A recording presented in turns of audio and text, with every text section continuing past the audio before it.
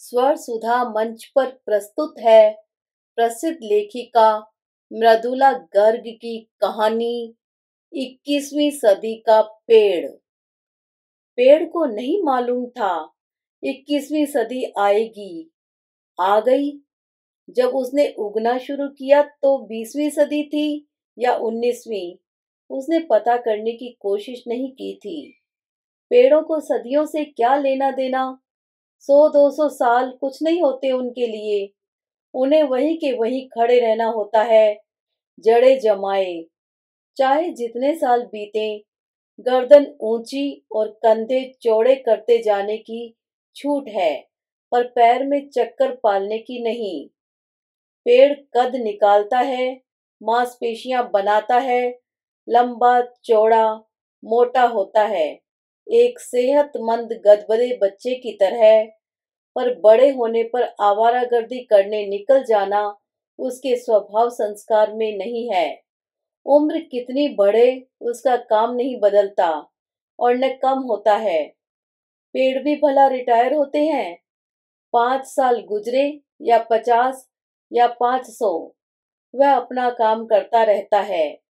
वही परिंदों को ठौर देना, दरिंदों को छांव, पत्तियां झाड़कर मिट्टी को उर्वर बनाना, नमी फैलाना, फल फूल खिलाना, बीज बनाकर नए पौधे अंकुरित करना, पत्ते टहनियों में हवा फंसाकर संगीत पैदा करना। कोई कोई पेड़ खुशबू भी फैलाता है। संशोधन कोई नहीं, हर पेड़ खुशबू फैलाता है, भीनी हो या घनी। गंध लोगों तक पहुंचे न पहुंचे, यह उनकी घ्राण शक्ति पर निर्भर है। आपने महसूस किया होगा, न भी किया हो। ध्यान देंगे तो करेंगे कि शोर के बीच आवाज ही नहीं, गंध भी हम तक नहीं पहुंचती। कूड़ा करकट फैला हो तो हम सुरों में बंधी महीन आवाजें सुन नहीं पाते। शोर और कूड़ा पेड़ों की तान और महक को खतरे में डाल देते हैं। परिंदे दरिंदे फिर भी सुन सूंघ लेते हैं। असल दिक्कत इंसानों को होती है। दिन में पेड़ योगाभ्यास करता था। श्वास प्रश्वास की प्रक्रिया में गहरे खींचकर हवा पेट में भरता, फिर पेट पिचकाकर देर तक धीमे धीमे सांस बाहर फेंकता। गहराई से निकालकर बाहर फेंकी गई सांस को वैज्ञानिक ऑक्सीजन कहते थे। रात में पेड़ हंसता था। दिन भर के देखे इंसानी कारनामे वह यादाश्त में जमा कर रखता। सूरज छिपने के बाद उन्हें नाटक के दृश्यों की तरह सिलसिलेवार याद करता और मजे लेकर हंसता। उसकी हंसी से निकलते उच्छ्वास को वैज्ञानिक कार्बन डाइऑक्साइड कहते थे। पेड़ खुद कहीं नहीं जाता था, पर चिड़िया दूर दूर से घूम फिरकर उसके पास आती थी। जितनी चिड़िया उतनी बातें। शाम घिरते ही दाना चुगने गई चिड़िया पेड़ को आती। काना बाती करने को आकुल मर्द औरतों की तरह वे जमकर बैठने से पहले ही पर बेपर की उड़ाने लगती। पूरा मंजर उनकी चहचहाहट से भर जाता। पेड़ हर कुछ पर यकीन नहीं करता था। कहीं जाता भले न हो। कद इतना ऊंचा कर चुका था कि काफी दूर तक ऊपर नीचे देख लेता था। पर बेपर की शिनाख्त कर सकता था। कह कहा कर जब चिड़िया शांत हो जाती, तब रात के अंधेरे में वह उनकी बातें याद करके हंसता था। प्रवासी पंछी सैर करते जाने कहां से कहां निकल जाया करते। महीनों गुजर जाते, पर वे लौटकर आते जरूर। यायावर की यही सिफत होती है। वे कहते वह सन्यासी नहीं होता। भ्रमण चाहे जितना करे, लौटकर जरूर आता है। वे जो किस्से सुनाते क्या बतलाएं। कभी कभी तो हतप्रभ पेड़ देर रात तक हंसना भूल जाता। फिर जो हंसता तो अट्टहास करके। तभी न सदियों में हवा में कार्बन डाइऑक्साइड की मिकदार भक से बढ़ जाया करती थी। ऐसा नहीं है कि परिंदों के तमाम किस्से तमतमाने या हंसाने वाले होते थे। कभी कभी वे पुरसुकून खबरें भी दिया करते थे। एक दिन सर्दी के 3 महीने जनवरी, फरवरी और मार्च दक्षिण में बिताकर एक कोयल उत्तर देश लौटी तो ऐसी कहानी सुनाई कि पेड़ की बाँछें खिल गई। उसने बतलाया कि दक्षिण के शहर में जब सड़क बनाई गई तो ऊंचे बड़े दरख्तों को बचाकर घुमा फिराकर निकाली गई। और तो और जब कई मंजिला मकान बना तब भी पेड़ों का पत्ता बांका न हुआ। छज्जे में अर्धचंद्राकार गोलाइयां काट कर पेड़ों के तनों को जगह दी गई और वे तीसरी चौथी मंजिलों के घरों की छतों को छांव देते खड़े रहे। क्या क्या नाज नहीं उठाए इंसानों ने पेड़ों के। वाह, उस रात पेड़ कम हंसा। दिल को ऐसा सुकून मिला कि अपनी हवा का आनंद खुद लेने का मन हो आया। भला हो, सबका भला हो, ऐसा सुर उठा कि उसे झपकी सी आ गई। वैज्ञानिकों ने उस रात परीक्षण किया होता तो कहते कुछ पेड़ रात को भी ऑक्सीजन छोड़ते हैं। कहा तो था पीपल के पेड़ के लिए। वह यही पेड़ था।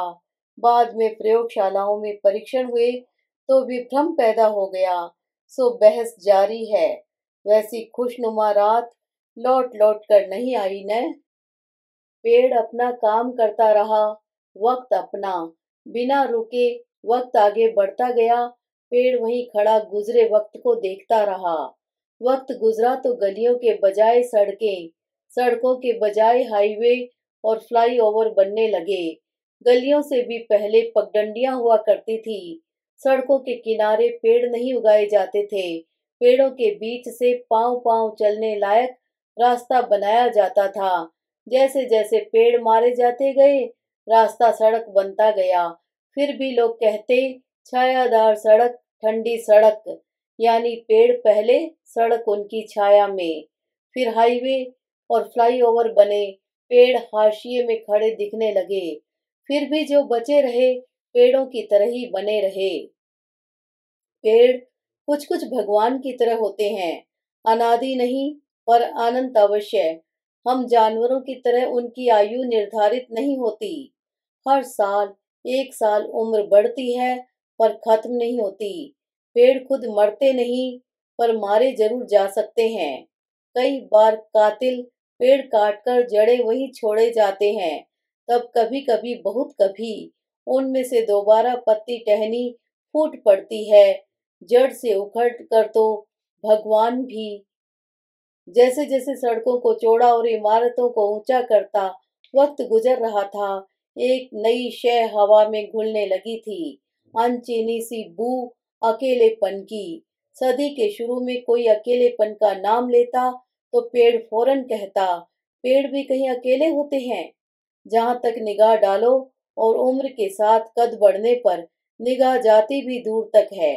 पेड़ ही पेड़ नजर आते हैं। एक ही सांस दूसरे तक पहुंचे तो कहने सुनने की जरूरत नहीं रहती।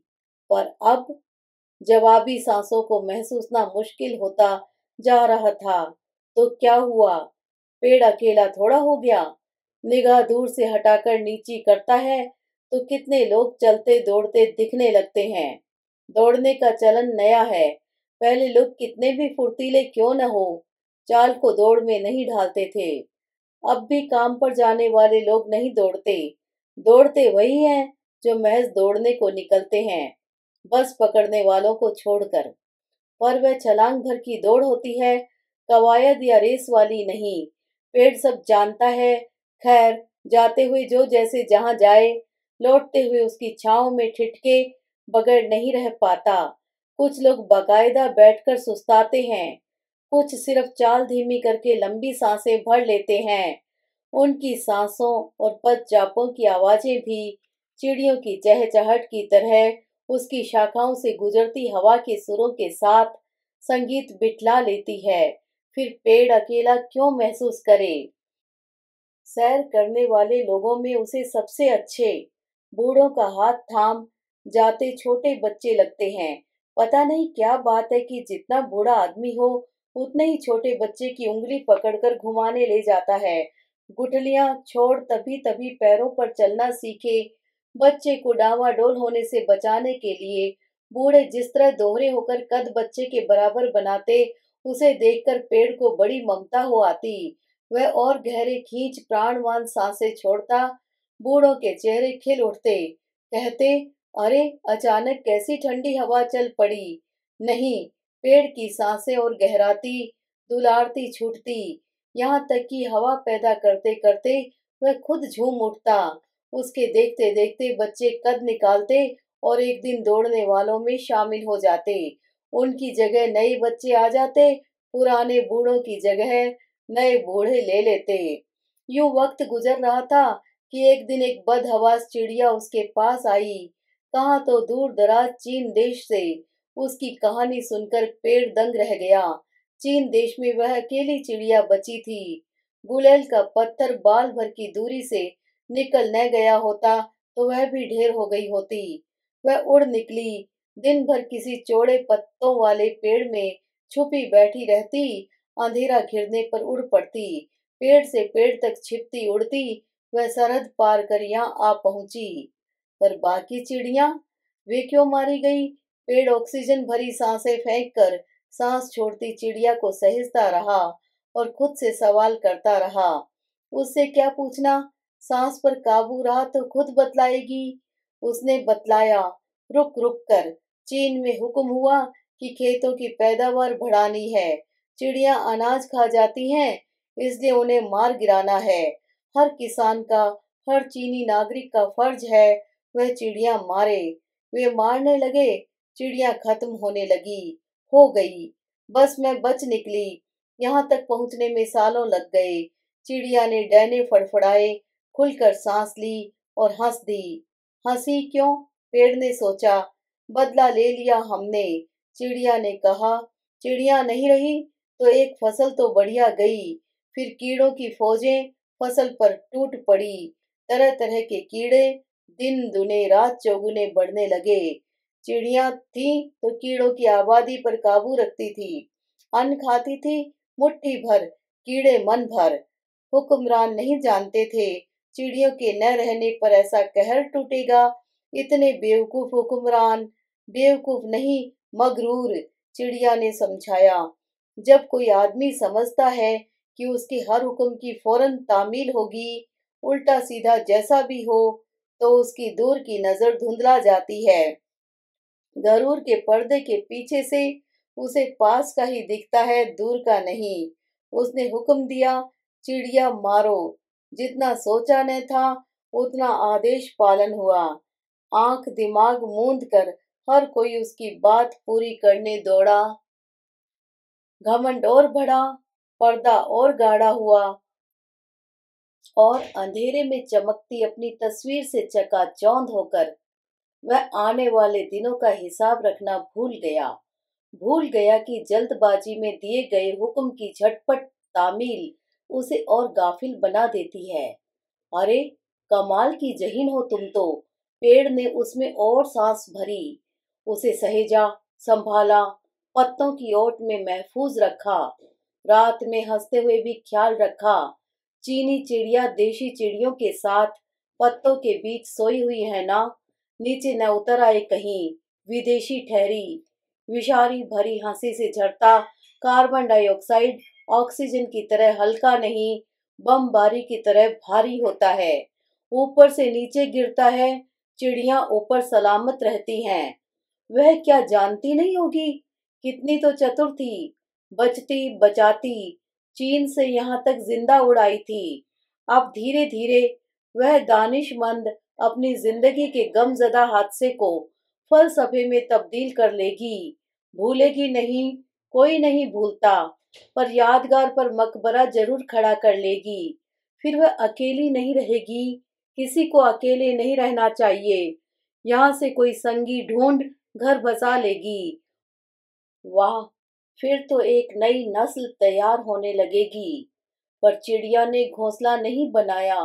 जहीन जितनी रही हो, दिल से खाली हो चुकी थी। इतनी मेहनत से बचाई जान को कुछ दिन पेड़ से लगाए सहेजे रखा। फिर एक सुबह चुपचाप नए देश की मिट्टी में जा गिरी। पेड़ डर गया। अगर चिड़िया नई नस्ल शुरू करने की हिम्मत कर लेती तो वह निडर बना रहता। जैसे एक बेवकूफी भरी बेदिली को जिंदा जवाब मिलने से आगे आने वाली दरिंदगी से लड़ने का जज्बा पैदा हो जाता। पर दरिंदगी वह क्यों कहे? पेड़ ने सोचा, वह कुनाम तो दो पैरों पर चलने वाले आदमी का दिया हुआ है। दरिंदे बेचारे उतना जुल्म कहाँ करते हैं जितना इंसानी हुक्मरान। उतना लंबा चौड़ा प्रभाव क्षेत्री कहाँ होता है। किसी चौपाई के पास रिहायशी जंगल बड़ा हो तो भी अमलदारी सीमित रहती है। इंसान का ही मादा है कि अपना इकबाल जलाल कहाँ से कहाँ तक फैला ले। एक बार में जंगल के जंगल, बस्ती की बस्ती तहस नहस कर डाले। आने वाली दरिंदगी से नहीं, इंसानगी से हमें बचा एक खुदा। पर सुना है खुदा मर चुका। नहीं, यह भी इंसानगी का दावा है। जैसे पेड़ नहीं मरा करते, खुदा भी नहीं मरता। साल दर साल, सदी दर सदी उम्र बढ़ाया करता है। सदियों जिए पेड़ ने अपने डर को काबू करने के लिए खुदा का नाम लिया ही था कि एक और हादसा हो गुजरा। खुदा की मौत के डर ने पेड़ के पहले डर को और बढ़ा दिया था। उसने खुद से बहस तो की, पर शायद पूरी शिद्दत से नहीं, क्योंकि बाद में बुजुर्ग पेड़ यही महसूस करता रहा कि कसूर उससे हुआ था। चिड़िया के मातम और अपने डर में डूबे पेड़ ने एक क्षण के लिए, बस क्षण भर के लिए सांस भरनी छोड़नी बंद कर दी होगी। उसका पूरा वजूद चिड़िया की कहानी दोहराकर डर रहा था। पेड़ों को डरना नहीं चाहिए। डर जाते हैं तो हवा में ऑक्सीजन कम हो जाती है। फिजा में डोलती नाराज रूहें उस पर काबिज हो जाती हैं, और तब वह हो जाता है जो उस वक्त हुआ। क्षण भर के लिए, महज उतनी देर के लिए जितनी देर पेड़ सांस रोककर डर में डूबा था। हल्की सी आंधी चली। चिड़िया की नाराज आत्मा चक्राकार घूमती हुई जैसे धरती से ऊपर उठी हो। और बुजुर्ग पेड़ ने देखा, उसका पड़ोसी कदावर जवान पेड़ जड़ से उखड़कर जमीन पर मरा पड़ा है। हे भगवान, उसके बेटे की उम्र का नौजवान पेड़, यह क्या हो गया? इतनी तेज आंधी तो थी नहीं। इससे कहीं तेज अंधड़ वे दोनों पहले कितनी बार झेल चुके। आज क्या हुआ? ऐसी अकारण मौत? मेरे बेटे, मेरे वंशज, मेरे जवां पेड़, यह क्यों हुआ? यह कोई आंधी में आंधी न थी। जीवन की अंतिम सांस जैसे अन्य सांसों से अधिक दीर्घ होती है, वैसे ही यह भी थी। विषाद जरूर घुला था बेइंतहा, पर उसने तुम्हारी सांस कैसी उखाड़ दी। तुम इतने जिंदा दिल, हिम्मती, कदावर, जवानी के जोश और गरूर से भरपूर, आसमान की ऊंचाई छूने को आतुर, तुम कैसे? ओह, कितनी बार समझाया था तुम्हें, कद थोड़ा छोटा रखो, तने का आयतन फैलाने पर शक्ति लगाओ। पर तुम तो आसमान की बुलंदी छूने की आरजू रखते थे। जब भी मैं कहता, बड़ा हुआ तो क्या हुआ, जैसे पेड़ खजूर, तुम बीच में टोक देते। बुढ़ापे में आपकी याददाश्त कमजोर पड़ गई है। मैं खजूर नहीं हूँ। मेरे फल लगे अति दूर, न अति पास। और छाया, मैं कहता, पंथी को छाया तो चाहिए न। तुम हंस पड़ते। पांचवें माले की छत पर कर तो रहा हूँ छाया। बाबा, जमीन 5 मंजिल ऊपर उठ गई, पंथी छतों पर जा चढ़े। बेमौका हंसी देख मैं झल्ला उठता। हंस मत, दिल में मत हंसा कर, हवा दूषित हो जाती है। बूढ़ों की नसीहतों से खुदा बचाए, तुम बुदबुदाते। मैंने नहीं कहा तुमसे, पेड़ बूढ़े नहीं होते। नौबत ही नहीं आई। मैं तो पहले ही 2 हिदायतें देने का धीरज खो बैठा। कई बार समझाया कि बेटे, हंसना हो तो रात में हंस, जब पूरा आलम नींद में डूबा हो और तंज भरी सांसों से किसी का नुकसान न हो। और बेटे, लंबाई को चौड़ाई के अनुपात में बढ़ा, कद पर कद निकालता न चला जा। फिर बंद कर दिया। तुमने सुना नहीं तो क्या हुआ? मुझे कहते रहना चाहिए था। मेरा ख्याल था हिदायतें मिलनी बंद हो जाएंगी तो तुम्हारे विरोध खत्म हो जाएंगे। परंपरा और पुश्तैनी ज्ञान तुम्हारे भीतर जग उठेगा। ऐसा ही होता आया था। मैंने दुनिया देखी थी, खाक दुनिया देखी थी। अधीर नकारा था मैं। मैंने अनगिनत पतझड़ देखे थे। मेरा फर्ज था सिखलाना। काश मैं समझाना बंद न करता, वह अपने कद पर काबू रखता। इतना लंबा पतला न होता चला जाता, तब वह चिड़िया की नाराज रूह को बहिश्त तक उड़ा ले जाने को आतुर हवा की दर्द भरी सांस की चपेट में न आता। धरती पर चौड़ा खड़ा उसका तना उसे संभाले रखता। काश मैं समझाता और वह समझ लेता। आंधी रुक गई, हवा सुबकी में बदल गई, तो क्या चिड़िया बहिश्त पहुंच गई? सुना है इस जमीन और हवा से बहुत ऊपर कहीं स्वर्ग है, जहाँ धरती से बहिष्कृत आत्माएं चैन और सुकून से रहती हैं। मेरे जवां पेड़ की भी रहेगी, कौन जानता है। बुजुर्ग पेड़ को दिलासा नहीं मिला। दुख हद से बढ़ा तो वह उसी में अर्थ खोजने लगा। पहले से भी गहरी लंबी प्राणवान सांसें भरने लगा, जैसे वह ऐसा करके बाकी बचे को बचा ले जाएगा। उस शाम पेड़ को लौटती चिड़ियों ने चहचहाना मुलतवी रखा। धराशायी पेड़ पर बसेरा करने वाली चिड़िया भी बुजुर्ग पेड़ की तरफ आ गई और चुपचाप मातम पर बैठ गई। दोपहर बेचहक अफसोस में गुजर गए। फिर जैसा कि सामूहिक मातम में होता है, वे धीमे सुर में एक दूसरे से मातम पुरसी करने लगी। दो दो मौतें हुई थी। विदेशी चिड़िया को जवां पेड़ ने अपने छितरे पत्तों का कफन ओढ़ा रखा था। बात से बात निकलने लगी। पेड़ ने सुना आजकल अनेक जवान पेड़ औचक गिरने लगे हैं। जरा तेज हवा चली, आंधी नहीं, लू या बरसाती थपेड़, और पेड़ जड़ से उखड़ गए। पर क्यों? आजकल पेड़ों की हालत बीमार कैदियों जैसी हो गई है। रोड़े पत्थर डालकर सड़कें बनाई जाती हैं, तो किनारे खड़े पेड़ों के चारों तरफ माकूल कच्चा दायरा नहीं छोड़ा जाता। जड़ों से रोड़ी यूं साट साट कर बिछाई जाती है कि तन फैलाने की क्या कहें। सांस तक लेना दूभर हो जाता है। तपेदिक के मरीज की तरह पेड़ कमजोर पड़ते जाते हैं। फिर नामुनासिब हवा का एक झोंका भी जानलेवा हो जाता है। लगता है लोगों को पेड़ों की जरूरत नहीं रही। चिड़िया अफसोस कर रही थी, हाँ, जैसे चीन में चिड़ियों की नहीं रही थी। या खुदा, पेड़ की सांसें आहों में बदल गई। नाहक वह बच्चे को दोष देता रहा। कितनी बुलंद थी उसकी खुदी की फेफड़ों पर पड़े कहर के बावजूद कद ऊंचा करके हवा इजाद करता रहा। हंसता नहीं तो क्या करता, और वह बड़ा बुजुर्ग शाबाशी के बजाय नसीहतें देता रहा। हे भगवान, ऐसे कितने जवां पेड़ बदबख्त हुक्मरान और काहिल रियाया के शिकार हो चुके हैं। कितने अभी और होंगे। वो अभी फटी नहीं थी कि टिड्डी दल की तरह औरतों मर्दों का जमावड़ा जवां पेड़ पर टूट पड़ा। नोच खसोट कर टहनियां अलग करने लगा।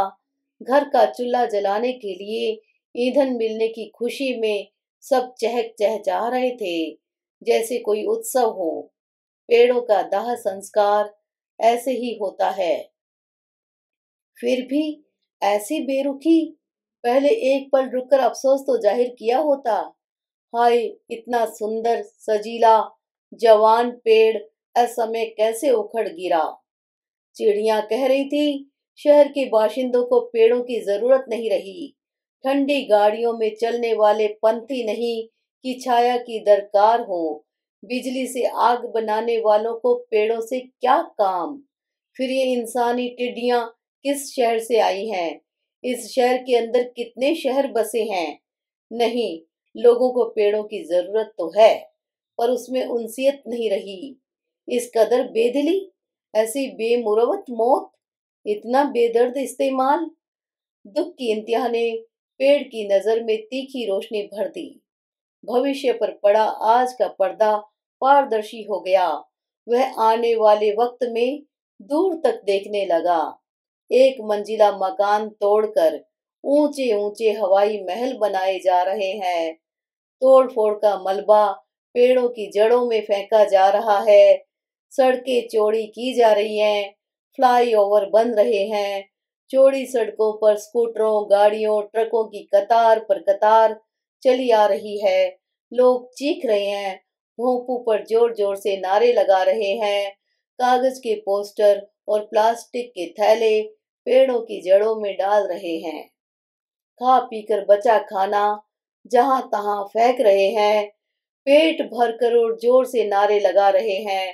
ट्रकों पर लदा शोर पहले 4-5 साल बाद सुनाई देता था, अब हर साल देने लगा है। प्लास्टिक लिपटे कचरे और मलबे ने पेड़ों की जड़ों पर कफन लपेट दिया है। सांस सांस का क्या होगा? शोर है कि बढ़ता जा रहा है। एक जुलूस सड़क से घूमकर दूसरी पर पहुंचता है कि दूसरा जुलूस पहली सड़क के कान फोड़ने लगता है। शोर का डेसिबेल इतना बढ़ा कि तमाम विज्ञान सम्मत सीमाएं लांघ गया। गुजरे जमाने की फौजों के बूटों की धमक कुछ नहीं थी इसके सामने। पुलों को बचाए जाने के लिए उन्हें उन पर होले से गुजरना सिखलाया गया था। पर पेड़, शोर उस बिंदु पर पहुंच गया जब प्लास्टिक में घुटे बेहोश पेड़ उसे सह न सके। एक एक करके आखिरी हिचकी ली और धरती पर लौट गए। इधर पेड़ गिरता, उधर औरतों मर्दों की टोली उस पर लपक पड़ती। टहनियां नोची, खसोटी जाती, कुल्हाड़ी और आरियां तना चाक करती। हर इंसान ज्यादा से ज्यादा लकड़ी पर हक जमाने के लिए छीना झपटी करता। जरा देर में पेड़ का नामो निशान न बचता। शोर मचाते इंसानी रेवड़ पेड़ों पर टूट रहे थे तो भौंकते गरियाते कुत्ते, सियार, भेड़िए कूड़े पर। शहर के आला हिस्से के वासियों ने जो जूठन वहां फेंकी थी, उसमें से मांस लिपटी बोटियां लूटने के लिए। जब से जंगल कटे थे, शेर चीते जैसे मर्यादा पशु तम खत्म हो गए थे। झूठा मांस खाने वाले अमर्यादित पशुओं का रुख शहर की तरफ हो गया था।